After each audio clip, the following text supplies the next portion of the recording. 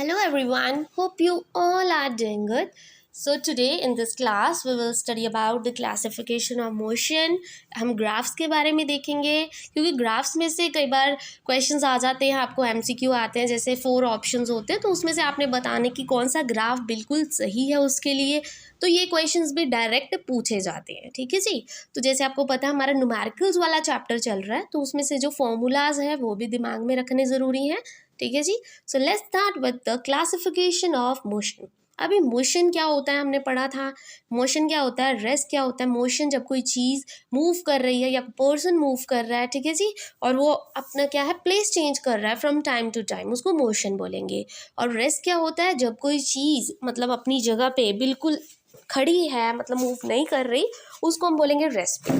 तो अभी जी मोशन क्या होता है, मोशन की क्लासिफिकेशन करेंगे कि मोशन दो तरह के होते हैं, यूनिफॉर्म एंड नॉन यूनिफॉर्म।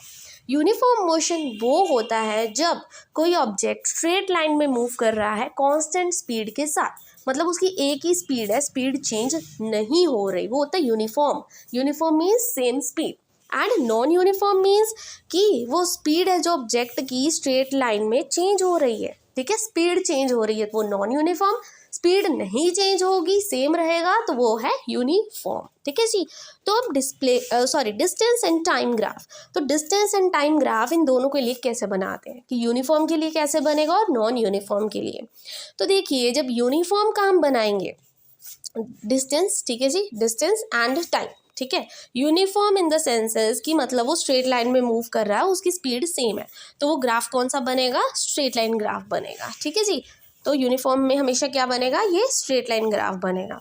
फिर आते हैं नॉन यूनिफॉर्म पे। नॉन यूनिफॉर्म है, उसकी स्पीड तो चेंज होती रहेगी, कभी कम हो जाती है कभी ज़्यादा हो जाती है, तो वो स्पीड चेंज होती रहती है। तो नॉन यूनिफॉर्म के लिए कौन सा बनेगा, ये वाला ग्राफ बनेगा। आई होप दिस इज क्लियर, ठीक है जी। इंपॉर्टेंट ग्राफ्स है, सीधा आपको क्या 4 ऑप्शंस आएंगे कि इनमें से कौन सा ग्राफ सही है, तो पता होना चाहिए। कई बार वो क्या करते हैं, टाइम इधर लिख देते हैं और डिस्टेंस इधर लिख देते हैं, तो ये चीज़ भी ध्यान में रखनी है, ठीक है जी, कि कंफ्यूज नहीं होना, डिस्टेंस और टाइम जहाँ पे है वहीं पे ही रहेगा, ठीक है। Now displacement time graph. अब डिस्प्लेसमेंट टाइम ग्राफ भी क्या होता है, हमेशा स्ट्रेट लाइन होता है, सिंपल है, यूनिफॉर्म की तरह ही होता है ये भी, ठीक है। Then come speed time graph. Speed time graph means अगर कोई ऑब्जेक्ट कांस्टेंट स्पीड मतलब सेम स्पीड के साथ मूव कर रहा है, उसकी जो स्पीड होगी वो भी क्या है, straight line parallel to time axis, हमेशा पैरेलल होगी पर स्ट्रेट लाइन में होगी, ठीक है जी। टाइम एक्सिस के अकॉर्डिंग, जैसे यहाँ पे टाइम है तो उसके पैरेलल मूव कर रही होगी, ठीक है जी। This is clear. Then velocity time graph. Velocity time graph भी क्या होता है, जैसे स्ट्रेट लाइन होता है। I hope these graphs are clear to you. बहुत सिंपल से टॉपिक्स हैं ये, ठीक है, क्योंकि आपको तो सीधा एमसीक्यू आएगा या आपको न्यूमेरिकल में से क्वेश्चन आता है या सिंपल आपको टाइप्स ऑफ मोशन पूछ लिए जाते हैं, जो हमने किया था कर्विलीनियर motion, rectilinear motion and oscillatory motion, उनमें से क्वेश्चन आता है। अब इक्वेशंस ऑफ मोशन, कुछ इक्वेशंस होती हैं मोशन की जो पता होनी बहुत ज़्यादा ज़रूरी है, जैसे न्यूटन लॉ ऑफ मोशन है 3, बस उनमें से ही लिए गए हैं। अब न्यूटन लॉ का टॉपिक हम अलग से करेंगे नेक्स्ट वीडियो में, बट फिलहाल आपको इक्वेशन ऑफ मोशंस पता होनी चाहिए जस्ट फॉर द न्यूमेरिकल, ठीक है। फर्स्ट इक्वेशन ऑफ मोशन क्या है, v is equal to u plus a t, ठीक है जी। Second is s is equal to u d plus half of a t square, and third equation is v square is equal to u square plus 2as। ये तो आपने बहुत clearly 3 equations की हों, ठीक है जी, क्योंकि इनकी डेरिवेशन तो बहुत बड़ी है as you all know, but paper में तो आपको डायरेक्ट यही पूछा जाएगा ना कि ये आपका न्यूमेरिकल है, आपको वैल्यूज दी गई हैं, आपने पुट करके बस उसको निकालना है, ठीक है। तो आपको डायरेक्ट क्या है, फॉर्मूलाज पता होने चाहिए, first equation, second and third, ठीक है। तो वही सेम देन कम्स, ये सेम है रिपीटेड, ठीक है। फोर्स ऑफ ग्रेविटी क्या होता है, फोर्स ऑफ ग्रेविटी क्या होता है कि जो धरती है किसी ऑब्जेक्ट को अपनी तरफ कितनी ज़ोर से खींचती है, कितना फोर्स ऑफ अट्रैक्शन है। जैसे ये अर्थ है और ऊपर मैंने क्या है बॉल फेंकी, बॉल ऊपर गई और नीचे धरती ने उसको अपनी तरफ खींचा, ठीक है, अपनी तरफ खींचा, वो क्या होता है, फोर्स ऑफ अट्रैक्शन होता है कि जो अर्थ है वो बॉडीज़ को अपनी तरफ कितना खींचता है, उसको बोलते हैं हम force of gravity. I hope this is clear. Next का फोर्स क्या होता है? फोर्स क्या होता है? जब हम किसी चीज़ को धक्का देते हैं या खींचते हैं, पुश या पुल ऑन एन ऑब्जेक्ट, उसको हम क्या बोलेंगे? फोर्स। एंड ऐसा यूनिट फोर्स की याद रखना न्यूटन। कई बार क्वेश्चन आ जाता है ऐसा यूनिट से डायरेक्ट कि फोर्स की ऐसा यूनिट क्या है, तो फोर्स की ऐसा यूनिट है न्यूटन। ऐसा unit of force is Newton. और 1 न्यूटन कितने डाइन के बराबर होता है? ये क्वेश्चन प्रीवियस ईयर में रिपीट हुआ था। ये 1 न्यूटन हमेशा 10⁵ डाइन के बराबर होता है। I hope this is also clear to you. ठीक है जी। अब आते हैं बैलेंस्ड फोर्स। बैलेंस क्या होता है? बैलेंस हम कब कहेंगे? जब दोनों तरफ बराबर हो। ठीक है, कोई भी चीज़ है दोनों तरफ बराबर फोर्स लग रही है, मतलब इधर से भी बराबर इधर से भी बराबर।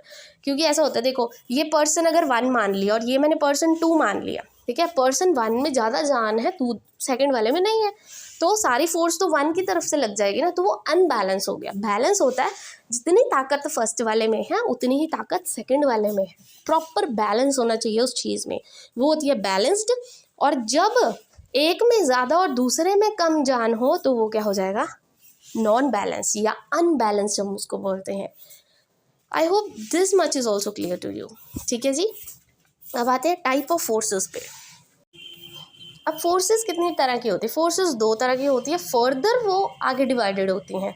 एक होती है कॉन्टैक्ट फोर्स, एक होती है नॉन कॉन्टैक्ट फोर्स। कॉन्टैक्ट का मतलब क्या होता है? जब कोई चीज़ कॉन्टैक्ट में है आपकी, ठीक है, कॉन्टैक्ट टच करते हो, कोई चीज़ कॉन्टैक्ट में है आपके, उसको क्या बोलेंगे? Contact force. Object are in physical contact with each other, उसको कॉन्टैक्ट फोर्स बोलेंगे। जैसे मसल हो गए हमारे, फोर्स ऑफ फ्रिक्शन हो गया। फोर्स ऑफ फ्रिक्शन क्या होता है? जैसे रोड पे क्या है, कोई व्हीकल चल रहा है और उसके टायर है जो रोड से क्या है, कॉन्टैक्ट में है, उसको क्या बोलेंगे हम? Force of friction. जैसे ये रोड है और कोई व्हीकल चल रहा है, ये अब जो टायर है ये क्या है?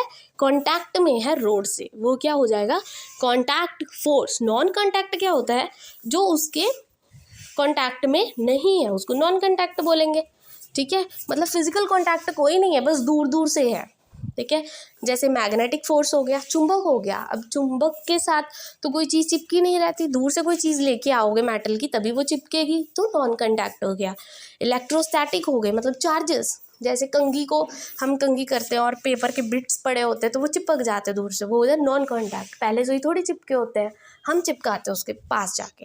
ठीक है, ग्रेविटेशनल, बॉल फेंकी और क्या है, धरती ने अपनी तरफ खींचा, वो होता है ग्रेविटेशनल। पहले से ही बॉल थोड़ी गिरी हुई है उस पर, धरती पे हमने फेंकी है।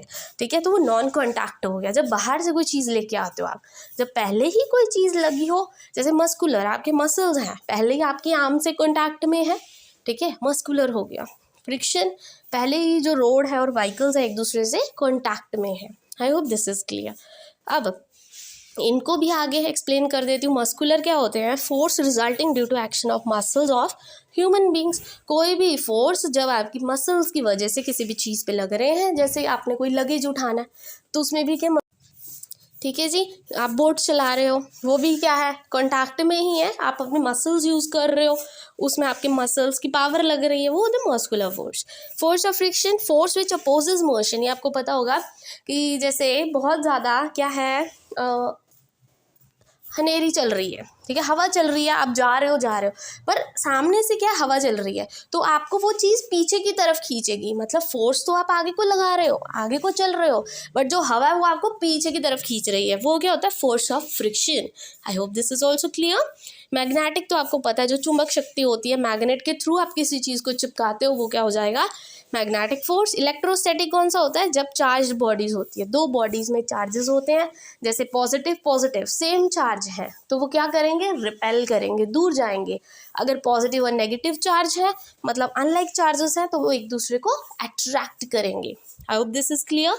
ग्रेविटेशन फोर्स तो आपको पता है, 2 ऑब्जेक्ट्स के बीच में लगता है जिनका वेट हो, उनको बोलेंगे gravitational force. I hope this is clear. आज का टॉपिक आपको बिल्कुल क्लियर हो गया होगा, बिकॉज मैंने अपनी तरफ से पूरी कोशिश की है कि आपको समझ आ जाए, और इनमें से क्वेश्चंस भी आते हैं।